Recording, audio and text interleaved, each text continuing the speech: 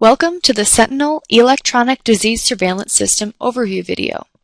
This video will introduce STC's Sentinel product, show you how to log into the system, search for a case, edit or view a case, add a new case, run reports, and log out. Historically, public health communicable electronic disease surveillance systems have been comprised of disparate paper-based systems or data collection systems that utilized older technology. The reported data often lacked timeliness and completeness. These systems were not as robust, accurate, or timely as they needed to be in order to reliably monitor disease outbreaks, potential bioterrorism incidents, or newly emergent infectious diseases. Past surveillance systems were not developed with data integration in mind.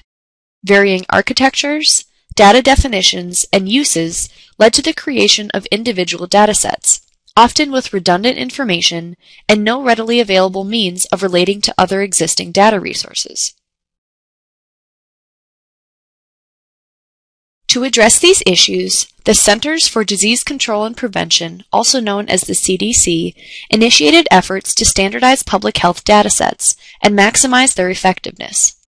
The Public Health Information Network promotes existing and emerging national standards for sharing public health information, such as security standards that address the Health Insurance Portability and Accountability Act of 1996, also known as HIPAA, standard electronic exporting of health data through Health Level 7, or HL7, and public health logical data models. These standards and guidelines offer public health a new roadmap towards developing a productive technical infrastructure. With these standards and guidelines, an integrated surveillance system to support public health will ultimately incorporate data from a variety of sources, including emergency responders, pharmaceutical retailers, laboratories, hospitals, physicians, schools, and many other resources within the community. STC's Sentinel product is part of an overall vision to enhance decision-making based on a more timely and accurate provision of communicable disease information, thus facilitate a more effective public health intervention. Sentinel is designed to be an integral component of a larger surveillance environment for the state that will support communicable disease and bioterrorism investigation efforts. In order to log into Sentinel, open your browser and point it to your state's URL. The login screen will then appear. Type your user ID into the username field and your password into the password field and click the Login button. When you successfully log into the system, either today's messages or the case listing screen will appear. For this demo, we see the case listing screen first. The case listing screen displays cases based on the selected search criteria and your access role or permissions. If you wish to search for a case using the quick search option, you may perform a quick search by entering the name, date of birth, event date, investigation ID, or MPI ID of the case you are looking for. From the Search drop-down menu, you may also select a search option here. From the drop-down, you may choose to see All Cases, All Open Investigations, or My Open Investigations. If you wish to view or edit a case, navigate to the case listing screen, locate the case you would like, and click the View or Edit button. We will select this case for this demo. The Case Detail tabs appear with the full Case Reporting tab displayed. You may click any of the tabs for the information you would like to view or edit. When you click a tab, the full screen will appear. If you are editing the case, type or select new field values and click the Submit Changes button to save your changes. The Case Reporting tab contains information regarding the case, patient, and investigation. The Address History tab contains summary information for each of the addresses associated with a patient. The Demographics tab contains information such as the patient's sex, race, ethnicity, date of birth, parent, guardian, work, occupation, school grade, etc. The Referrer tab contains information regarding the primary physician and the person who made the referral. The Lab Reports tab contains summary information for each of the laboratory reports associated with the patient. The Linked Cases tab displays a line listing of the suspect cases that have come into contact with the source case. The CDC Data Form tab displays the case in a view-only mode that has a disease associated with CDC supplemental data. The Notes tab contains free-form notes for comments or other supporting information regarding the case. The Map tab displays an interactive map of the investigation address. The map also shows those cases with the same disease or condition within the last 7 days, based on the onset date or on the referral date if the onset date is unavailable, within the jurisdiction of the person viewing the map. You must have a license in order to view and use the Map tab. Finally, the Audit tab contains historical information regarding the changes made to an investigation. This information contains who made the change, what was changed, and when the change occurred. We will now demonstrate how to add a new case into Sentinel. Navigate to the Case Investigation menu and decide if you are adding a new human case or a new non-human case. For this demo, we will add a new human case. Adding a new case, human or non-human, requires you to search for any duplicate entries first. Enter the information of the patient you are looking for and click the Search button.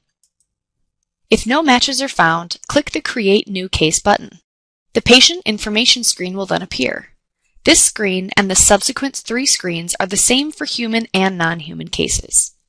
You may now enter in all the desired information for your new case. Keep in mind you must enter in all the fields in red. All other fields are optional. When you are finished entering in your information, click Save and Finish to begin the validation process. Sentinel performs 3 background processing steps before saving the new case to the database in order to ensure this is not a duplicate case. The first process is geocoding, which determines the longitude and latitude coordinates of the investigation address. Second, Sentinel runs the deduplication process, which attempts to locate possible duplicate patients or cases. Finally, it goes through the process of case assignment and jurisdiction, which assigns the case after the jurisdiction has been determined according to configured assignment rules.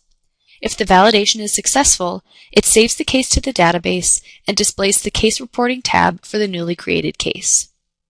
If you wish to run a report, navigate to the Reports menu option and select the report you wish to run. The Case Listing report displays a patient-level list of all cases that fall within the specified time period, geographic area, and disease information as defined by the report parameters. You can determine the information to include in your report output by selecting the desired display column checkboxes. The Diseases by Demographics report displays a table of count or percentage information for all diseases that fall within a specified time period, geographic area, and investigation criteria as defined by the report parameters. The count or percentage information can be further broken down by demographic information by selecting the appropriate display variables. Subtotals per disease are included with the grand totals at the bottom of the report. The yearly report by month or week displays a table of year-to-date count information for all diseases that fall within the selected year and geographic area as defined by the report parameters. The count information can be displayed by month or week.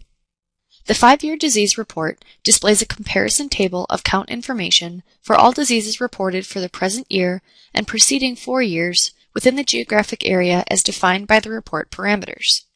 The count information can be displayed by year, month, or week. The year-to-date disease by geographic area and time report displays a count of all cases that fall within the specified time period, geographic area, and disease information as defined by the report parameters. You can determine the information to include in your report output by selecting the radio buttons and checkboxes. The Single Disease by Geographic Area and Time report displays a count of all cases that fall within the specified time period, geographic area, and disease information as defined by the report parameters. You can determine the information to include in your report output by selecting the radio buttons and checkboxes. The Disease by Geographic Area report displays a table of count information for all diseases that fall within the selected time period and geographic area defined by the report parameters. The count or rate information can be displayed by geographic boundaries and areas. The EpiCurve report displays a graph in which the number of new cases of the selected disease is plotted against the selected time period defined by the report parameters. The graph information can be further broken down by time interval. The Animal Rabies report displays an animal-level list of all rabies cases that fall within a specified time period, geographic area, and disease information as defined by the report parameters. You can determine the information to include in your report output by selecting the desired parameters. When you are ready to log out of Sentinel, click the Logout menu on the top bar. This terminates your application setting and returns you to the login screen. Logging out performs three important functions. It removes any potentially sensitive information that may have been residual from cached files or temporary internet files on your computer. This is especially important if you are working from a location outside of the state and others could have access to your machine. It also removes your user session and session variables from the server's memory. This speeds up the system by providing additional memory, and valuable system resources are freed. Finally, it unlocks any case records or pending work queue records that you may have been editing. To prevent unauthorized users from accessing Sentinel, you should log out whenever you are finished using the application. If you would like more information about the video you have just watched, please visit our website, send us an email, or give us a call. You can also find us on Twitter or Facebook.